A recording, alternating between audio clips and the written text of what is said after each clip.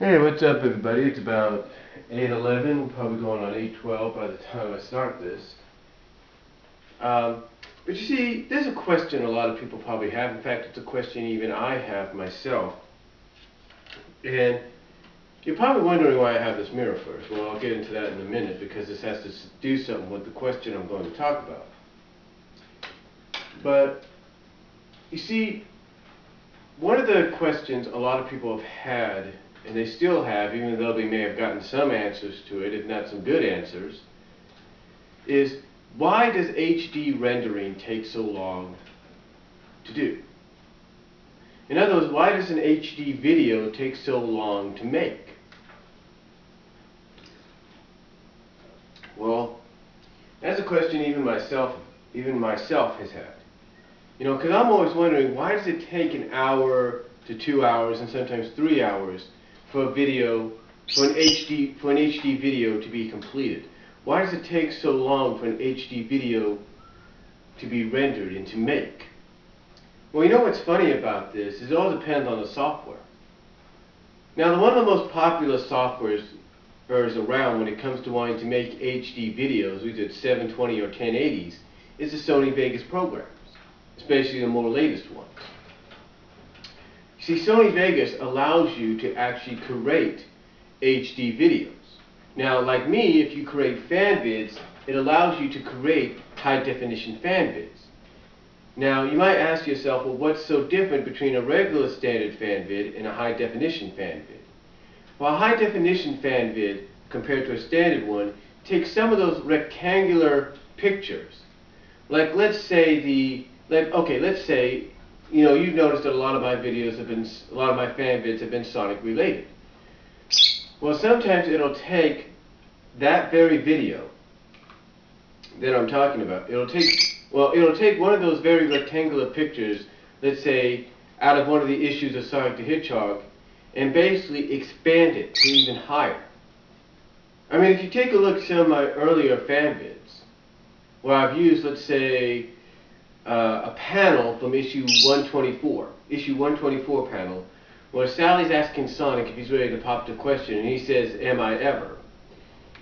You might notice in some of my earlier fan vids, when I've used that, it's kind of been boxed in a little bit, sort of like litter boxed in, like black on top, black on the side. But now, when you take a look, when I use that in, let's say, an HD fan vid, the HD, what it does, to me, in my opinion, the reason it takes so long to make is because they expand it. They expand the size of the picture so that it'll be appropriately, you know, set and rendered to be 1080 or 720 high definition. In other words, they expand it out to fill out the whole screen. I mean, nowadays, that's what you have to do sometimes when you have high definition television and you have a high definition cable ready or satellite or direct TV ready device. When you have all those HD channels included, because of your high definition, you have to have the high definition television to expand on the picture, or else you get a smaller, like I'm talking about, a smaller boxed in version of the picture. If you want more information on this, James Wolfe, the Angry Video Game Nerd, about a year or so ago, did a series of videos called Video Formats. And one of the first videos he did is where he talked about the fact that when he tried to play Blu-rays on his PS3, that one of the problems was the picture was all boxed in. And he had to get, usually, an HDMI device to expand that picture to fill out the whole screen without having to zoom in and zoom out. Which is good advice. Now, with that said, a lot of people still probably wonder, what does this have to do with, say, making a video and uploading it to YouTube? Well, YouTube, as we all know, since its inception, has upgraded all the way to the fact that now you can even upload 3D videos. But when it comes to HD videos, a lot of people wonder, how is this possible? Well, if you've noticed, a lot of people that do HD videos sometimes do it with an HD web camera, or they go out and they buy an HD camcorder. Now, some of these HD camcorders don't cost much. Sometimes they're mini videos, sometimes they're not. But the thing is, at times they don't really cost as much unless you want to go for the real deal. You want to go for that real HD quality kind of camcorder-like deal, which a lot of people have done. A lot of people have done that. A lot of people have gone out and purchased some of those Canon or Sony's or Samsung's, whatever you want to call it, camcorders that let you record up to HD, equality of 1080. But here's the thing. Here's the thing. That's probably the most logical route to go if you can financially, and I mean financially, afford it. If you can financially afford it, that's probably the best way to go.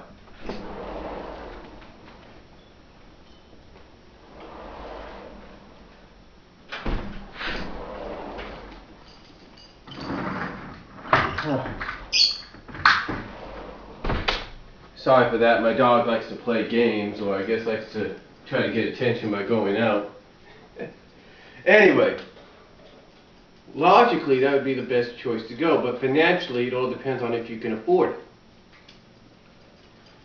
Now, my nephew, my almost 17-year-old nephew does have one of these little camcorders. It didn't cost much from what I understand. So, and he got it for his birthday because it's something he's been wanting, but surprisingly he hasn't been using it. Makes me wonder if he's ever going to use it again. But, like I was saying, that's probably the more logical and easier way to go, or more logical, I should say, way to go, but financially, if you can afford it, that is the best way. Now, like I said, there are camcorders, HD camcorders, that are affordable to get. But you got to make sure you get the right one at the right price. Now, again though, even with those, sometimes it will take a while for them to render. From what I understand, sometimes even after you're done taking video, you got to upload it to your computer, and because there's such big files at times, well, maybe not, but because they're pretty good sized files, sometimes they take a while to upload to your computer before you can upload them to your YouTube or Dailymotion or Blimp.tv account. Now again, I know I sound like I'm repeating myself here. But the truth is, that is the more logical way to go. Financially, you can afford it. Now, however, there are other methods. Like I mentioned in my most latest video, which is in HD, but was done a different way. You see, there's different kinds of software. Like I mentioned with Sony Vegas, when I do my fan vids, like I mentioned at the beginning, when I do my fan vids on something like Sony Vegas in HD, and as I was trying to tell you with an example, instead of having a rectangular picture or panel from a comic or from fan art, either a rectangular fan art or comic, if you will, boxed in because of 480p, the standard definition. When you go HD, either 720 or 1080, it'll expand out and fill out the entire screen. Now here's a little catch some of you may not know. When it comes to 720p on a program like Sony Vegas and maybe several others, you have two options. You have the traditional MT2S or M2TS, whatever you call it, file, the HD file, if you will, the MPEG-2 or whatever you want to call it file. You have that option, like I said, the M2TS file. You have that option, which is a good file to go with. Or, when it comes to 720, you also have the traditional MPEG file, the MPG file, which allows you to save space on your computer, but it's still high definition, but it's smaller. That's right, it's smaller. It's a smaller file. It's the same size file, let's say a 480 fan vid, a 480p fan vid you would make, but it's high def, which I kind of find a little ironic. But seeing as though 720 is the next step above 480, then it kind of makes sense. But 1080 doesn't work so well. It doesn't. That's commonly a format I like to use nowadays with my fan vids when I can, is to go 1080p because it's clearer and it's sharper and it fills out the entire screen. If I'm using rectangular pictures, it fills out the entire screen. It's not boxed in. But again, like I mentioned in another video, there are the software, like the software I currently use on the Rec Room computer, which is called Any Video Converter, or AVC. It's got a selection of files, a selection of formats you can convert different files into. And one of the last ones is a 720p M2TS or M2TS or MT2S, whatever you call it, file and format. Now what it does is a little simple. It takes video from, like, say, a camcorder like this, which you're about to see, from this very camcorder, which does nothing more than 480. It takes the standard definition 480 videos that you have seen beforehand that I've done with that I have done with this camcorder, It takes the standard definition of that video, takes that standard that 480 video that you've seen me posting because of that camcorder,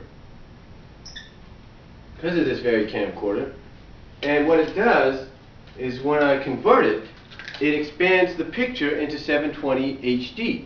So in other words, what is traditionally uploaded from this camera to the computer, and in the past has been uploaded as standard 480, gets expanded into 720. So in other words, with the addition of that Any Video Converter software and software like it, which I'm pretty sure you can find anywhere, it takes the picture, the standard 480 picture, which is kind of rectangularly boxed in, if you will, and expands it to full screen 720. Now, that is probably one of the easier and probably more affordable ways to go if you think about it. Now, some people might say, well, why? Now, some people may agree with that, but then again, the question that a lot of people will have, and I'm checking my time here, but the one question a lot of people have is, if they agree with it, is, yeah, that's the easiest, probably one of the easier and more affordable ways to go instead of buying a camcorder or just a small HD camera. But the question a lot of people have is, why does it take so long to render? Why does it, along with, let's say, my fan vids, take so long to render? Because, like I said, what they're doing is, in my personal opinion, they're encoding and muxing, if you will, or multiplexing all the pictures, if you will, all the picture, the entire picture, all the entire FBC, the frame per second pictures, the frames per second, and they're basically converting, encoding, and multiplexing them to fill out the screen. In other words, the rendering, overall what I'm saying is the rendering and converting them to, well, basically they're rendering them into high definition. In other words, they're expanding the picture to fill out the screen. So, in other words, like a video like this normally, or if you've seen before in the previous past week, videos like that would normally be boxed in with those two black bars. Now will be expanded to full screen, and that's why it takes so long to render. That's why it takes an hour, if not maybe 2 or 3, to render. And yes, some people will say that the reason it probably takes a little longer is what you have on your computer.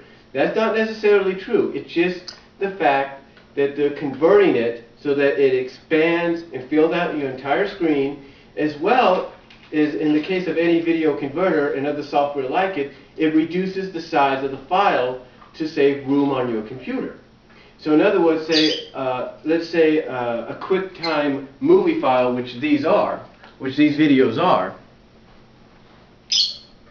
and I'll talk about this in the second part.